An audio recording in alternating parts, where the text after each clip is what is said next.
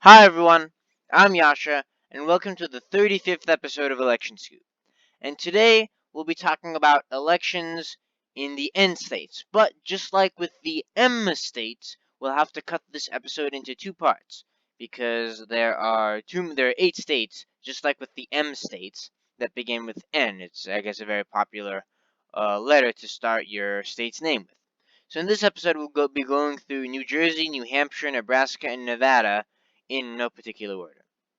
Looks like we're starting with Nebraska, Nebraska's governor, where Democrat Bob Christ is taking on Republican Pete Ricketts. Now, Nebraska is such a safe state that for this race, I couldn't find any polling. Maybe there's some out there that I missed, but without any further knowledge, we're going to have to rate this as safe R. Nebraska's senator, likewise, is expected to be safe Republican. The incumbent Deb Fischer is running against Democrat Jane Raybould, but we do have some polling for this race, polling that is probably similar to what we'd see in the governor's race, and therefore we rate this as safe R. Nebraska's House only has 3 congressional districts, 2 of which are safe, one of which tilts Republican. Democrat Brad Ashcroft represented the seat until 2016, and he lost election. This year, he ran for the Democratic nomination again, but he lost to a considerably more liberal challenger. So, with that case, we rate this as tilt R, and probably nothing will change, but the Democrats could pick up that one seat potentially. Now on to Nevada, which is holding its race for governor. Democrat Steve Sisolak is facing off against Adam Laxalt, who I believe is the Attorney General of Nevada. There are a lot of Attorney Generals and Secretaries of State running for office this year, I've noticed. Nevada is a very close state, and Laxalt only has a 1-point lead in the polls. Almost all polls are within the margin of error, and so this race is definitely a toss-up. Democrats, by the way, do control both houses of the Nevada state legislature, but this is often prone to change. Likewise, Nevada's Senate race is extremely close. Incumbent Republican Dean Heller is facing a challenge from Democratic Representative Jackie Rosen. Now, similar to the governor's polls, Heller only has a 2-point lead in the polls, completely within the margin of error, and Democrats picking up this seat is basically crucial to any chance they have of picking up the majority in the Senate, which is a long shot for them. Clearly a toss-up, clearly a super important race for Senate control. Nevada's House has 4 districts, most of which are safe. Rosen represents, the Democratic candidate for Senate, represents, I think it's the 3rd district, but it might be the 4th district, one of these 2 districts, and the other representative for the other district that you can see is likely Democratic is retiring. So while most likely Democrats will hold those seats, there's an open possibility that Republicans can pick up 1 or 2 of those seats, but it's not very likely. Now on to New Hampshire.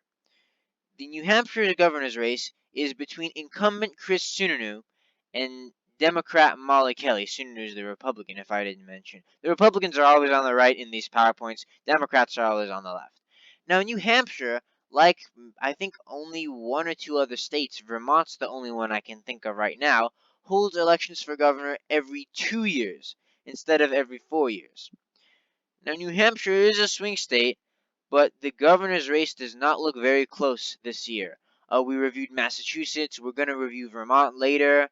All very liberal. Well, not New Hampshire, but just like Vermont and Massachusetts, New Hampshire has a tendency to vote much more Republican for governor than it does for other races. And as such, we rate this as safe Republican. New Hampshire's House, not the New Hampshire State House, which, by the way, has 400 seats. It's by far the largest state house in the U.S., but we're talking about the seats in the United States House of Representatives from New Hampshire. 2 districts, both are held by Democrats. 2nd is safe. 1st is likely Democratic. Republicans can make it competitive, but probably nothing will change. New Jersey, the last state on our list. Incumbent Democrat Bob Menendez is running against Republican challenger Bob Hugin. I think I pronounced his name right. Anyway, usually this would be a done deal. New Jersey's a safe race. The last Republican major office holder, Chris Christie, was not the most popular guy, and you'd expect this to be a safe race. But Menendez is at a meager, well, it's not bad, but 8-point lead in the polls because he's been embroiled in several scandals recently, and as such, this race is likely to. He's probably still going to pull it off, but this race has become competitive. He has faced a lot more criticism than Democrats do in New Jersey, and you can expect to see gains from Republicans in this particular race. Last but not least is the New Jersey House, which has seats to the U.S. House of Representatives.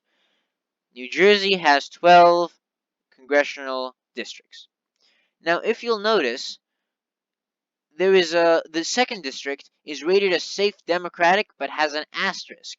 Now you don't see that very often, but the second district, the incumbent Republican, I believe, is retiring, is voted by such a large margin for Hillary Clinton, and the polls are such in the Democrats' favor that that's a safe toss-up, despite currently being held by Republicans. Likewise, the 11th district is likely Democratic, which you see more often. It's probably going to go Democratic, but there's a hypothetical possibility that it won't. And then there's the 5th district, which is held by Democrats, might go Republican, probably won't.